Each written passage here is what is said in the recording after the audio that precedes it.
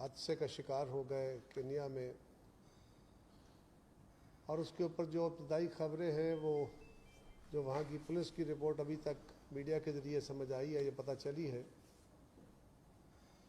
वो तो कहा जा रहा है इब्तदाई रिपोर्ट में कि ये कोई हादसाती तौर पे इस तरह गोली चली है।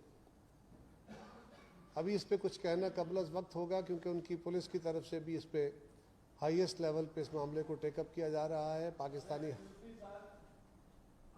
वो जिन हालात में पाकिस्तान से गए थे, आपकी हुकूमत थी, वो हाई कोर्ट में भी गए थे, वहां पे उन्होंने फरियाद की थी कि उन्हें धमकियां दी जा रही हैं, उन्हें थ्रेट किया जा रहा है, उनकी जान को खतरा है।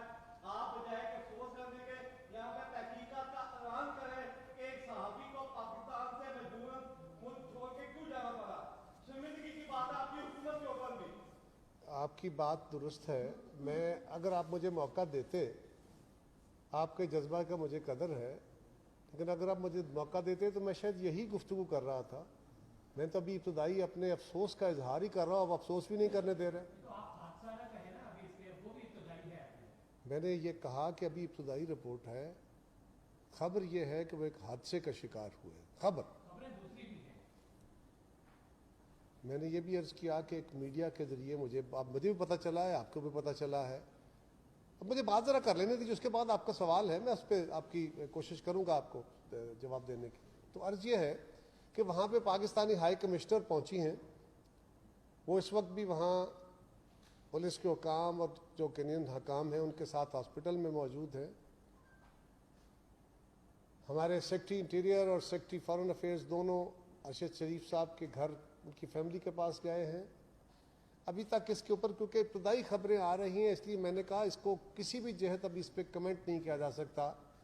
हाँ, इंतहाई अफसोस का इजहार, इंतहाई तकलीफ है। वो ज़ाती दोस्त भी थे, वो एक साफ़ी बरदरी के लिए भी बहुत आम शख्सियत थे और उनका बड़ा कंट्रीब्यूशन था। लेकिन यकीनन मैं आपको ये श्योरिटी देता हूँ कि पाकिस्तान की हुकूमत इस मामले को केनियन गवर्नमेंट के साथ हाईएस्ट लेवल पे उठा के इसकी इंक्वायरी कराएगी, उसको इस तरह नहीं छोड़ेगी। जिस तरह आपके जज्बात हैं, इसी तरह हमारे जज्बात भी हैं, वो हमारे ज़ाती दोस्तों में हैं और उनका बड़ा कंट्रीब्यूशन है पाकिस्तान की सहाफ़त में। इंशाअल्लाह हम कोशिश पूरी होगी और आप देखेंगे कि इसमें कोई चीज़ पीछे नहीं रहेगी। आपकी अपनी जो अंजुमनें हैं, आपके जो अपने रिप्रेजेंटेटिव इदारे हैं, वो प्रेस क्लब्स हैं, PFUJ है, ये भी इस मामले को टेकअप करेंगे। इंटरनेशनल जो जर्नलिस्ट फोरम्स हैं उस मामले को भी उठाया जाएगा। कोई इस मामले को यहाँ ऐसा तो नहीं है कि इसको अंडर द कारपेट इसको दबा दिया जाएगा। नो, ऐसा बिल्कुल नहीं होगा। लेकिन अभी मैं इस पर मज़ीद गुफ्तगू यही कहते हुए रोक देता हूँ कि जो खबर अभी तक है उसके मुताबिक इंतहाई तकलीफ दे खबर यह है कि हमारा वो दोस्त, हमारा वो साथी हम में नहीं है। बातें तो आज करनी थी बेसिकली खान साहब के बारे में, लेकिन इस खबर ने क्योंकि सारा माहौल सोगवार कर दिया है। इस वक्त इमरान खान साहब जो लॉन्ग मार्च के दावे कर रहे हैं, काफ़ी अरसे से लॉन्ग मार्च करने का उनका इरादा और आज़म था और वो दावे कर रहे थे और कर रहे हैं और वो डेट देते जा रहे हैं। लेकिन सवाल ये है कि लॉन्ग मार्च क्यों करना है? बिस्मिल्लाह कीजिए। एहतजाज करना है, बिस्मिल्लाह कीजिए। बाकी जमातें भी करती रही, आप भी कीजिए। लेकिन अगर आपके दावे ये हैं कि हमने लॉन्ग मार्च करके इस्लामाबाद का मुहासरा करना है, इस्लामाबाद को सील कर देना है, जिंदगी तातुल का शिकार कर देनी है और हमने वजीर आजम हाउस पे और पार्लियामेंट हाउस पे कब्जे कर लेने हैं। माजी में भी कुछ झलकियां मौजूद हैं, लेकिन दावे बहुत बड़े बड़े मौजूद हैं। अगर हुकूमत को इन दावों पे गवर्नमेंट तवज्जो नहीं देती और मुकम्मल तौर पे इक़दामात नहीं करती और ऐसे वाक़यात हो जाते हैं तो हुकूमत इसका हिस्सा बनेगी, ये नहीं हो सकता।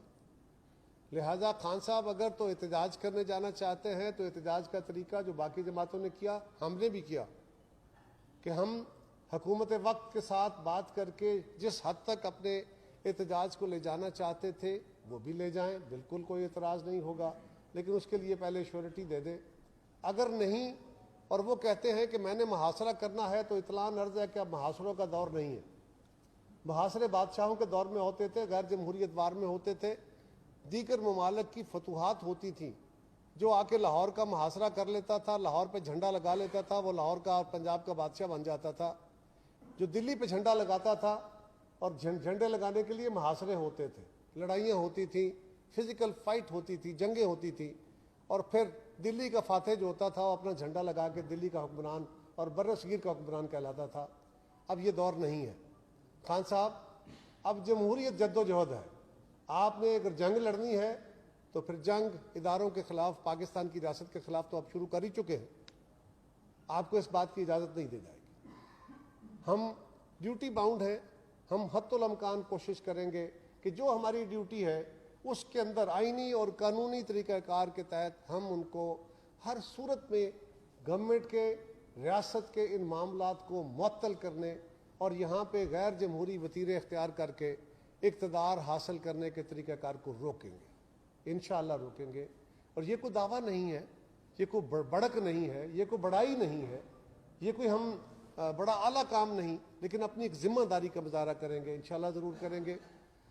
سوال یہ ہے, توشہ خانہ ایسے گلے کی ہڈی بنا ہے, سب کو تانے مارتے ہوئے, سب کے لیے قانون ایک ہونے کا دعویٰ کرتے ہوئے, خان صاحب لوگوں کو چور چور ڈاکو ڈاکو کہتے کہتے زبان نہیں تھکتی, آج بھی ڈٹائی کے ساتھ کہے جا رہے ہیں.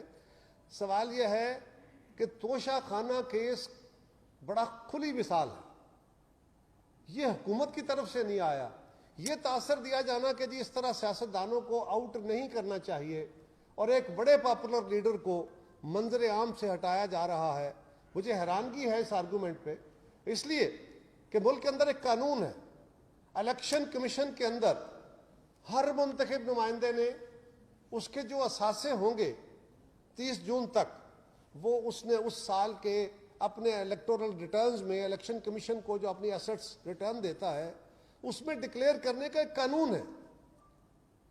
کوئی ممبر اگر وہ ڈکلیئر نہیں کرتا, اگر وہ ڈکلیریشن نہیں دیتا, تو پھر اس کو اس کی ممبرشپ سسپینڈ کی جاتی ہے اور اس وقت تک سسپینڈ رہتی ہے جب تک وہ فارم جمع نہیں کرا دیتا.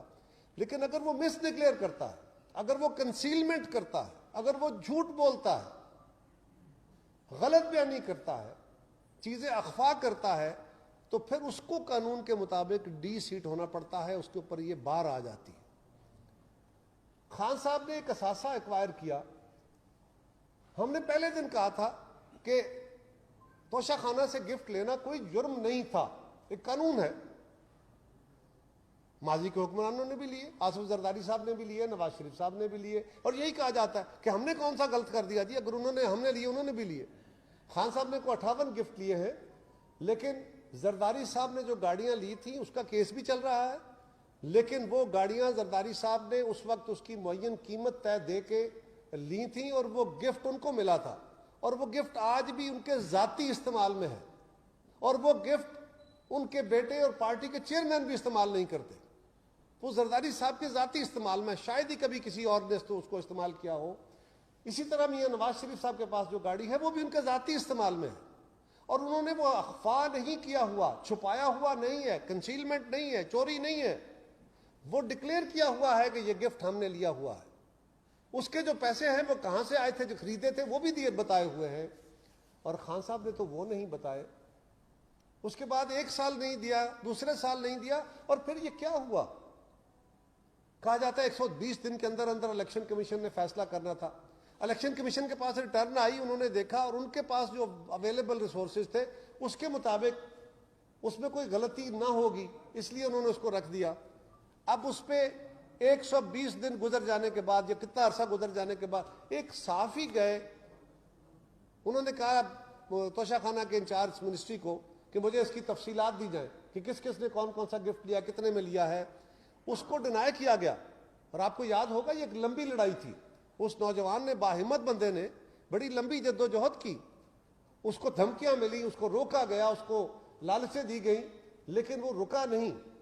اور پھر کئی ماہ کے بعد وہ کمیشن میں گیا, کمیشن کی بات نہیں مانی گئی, وہ عدالت میں گیا. اس معاملے کو کئی مہینے نہیں, کچھ سال 1.5 سال لٹکایا گیا, اور پی ٹی آئی اور عمران خان صاحب کی طرف سے کہا جاتا تھا کہ جی اگر ہم نے نام بتا دیے کہ کس ملک کے گفٹ تھے تو ہمارے اس ملک سے, دوست ملک سے تعلق خراب ہو جائیں گے, اس لیے نام نہیں بتا رہے. اس کے بعد جب عدالتی حکم آ گیا تو یہ ریکارڈ سامنے آیا. اب وہ ریکارڈ خان صاحب نے کس کے نام لیے ہوئے تھے گفٹ, وہ ڈکلیئر نہیں کیے. الیکشن کمیشن کو تو پتہ نہیں تھا. جب اس کا میچ کیا گیا اور خان صاحب کو بتایا گیا, دیکھا گیا کہ خان صاحب کے تو یہ ایسٹس ایکوائر کیے ہوئے ہیں, اس پہ اسمبلی کے کچھ ممبران اسپیکر صاحب کے پاس گئے. اسپیکر نے ایک ریفرنس بھیجا. اب سوال قوم سے یہ ہے, اور ہمارے سامنے سوال یہ ہے کہ ایک قانون موجود ہے, جو ممبر اپنے اثاثے ڈکلیئر نہیں کرے گا, کنسیل کرے گا, ڈی سیٹ ہوگا, اس کے اوپر پابندی لگے گی. اور اس ملک کے اندر جو بڑی عدالت ہے ہماری سپریم کورٹ نے اسی کنسیلمنٹ کے ایشو پہ, پرسائسلی کنسیلمنٹ کے ایشو پہ, اخفاء کے ایشو پہ, نان ڈکلیریشن کے ایشو پہ میاں نواز شریف صاحب کو تاحیات ڈسکوالیفائی کر دیا تھا. اس میں بھی کیا جرم تھا؟ اس میں جرم یہ تھا کہ ان کے بیٹے کی ایک کمپنی تھی جس میں ان کو ایک عہدہ ملا تھا. اس عہدے کی بدولت ان کے پاس آنے جانے کی سہولت تھی, ڈاکومنٹ تھا. وہ عہدہ قابل تنخواہ تھا, یعنی منافع بخش عہدہ تھا, اس سے تنخواہ لی جا سکتی تھی. انہوں نے باقاعدہ ایفیڈیوٹ دیا کہ میں نے تنخواہ نہیں لی, کمپنی کے بکس میں میری تنخواہ نہیں ہے, میں نے تنخواہ نہیں لی. عدالت نے کہا کہ آپ اتنے اعلیٰ عہدے پہ فائز ہیں, آپ کا یہ فرض بنتا ہے کہ آپ ایک قابل تنخواہ آمدن ڈکلیئر نہیں کر رہے, آپ نے کنسیل کی ہے, پروفٹ نہیں لیا اس سے, بینیفٹ نہیں لیا اس سے. لیکن اس بنیاد پہ اعلیٰ اخلاقی اقدار طے کرتے ہوئے میاں صاحب کو ڈسکوالیفائی کر دیا گیا. آج خان صاحب تو باقاعدہ کنسیل کیا, اور صرف ایک کنسیلمنٹ نہیں ہے, ایک اور کنسیلمنٹ بھی ہے. پھر انہوں نے عدالت الیکشن کمیشن کے اندر غلط بیان حلفی دیا, غلط بیان حلفی کی سزا بھی یہی ہے. پھر انہوں نے ایک اور کام کیا, کوئی تقریباً 14 کروڑ اگر میں غلطی پہ نہیں ہوں, تقریباً 14 کروڑ روپے کے وہ تحفے بیچے.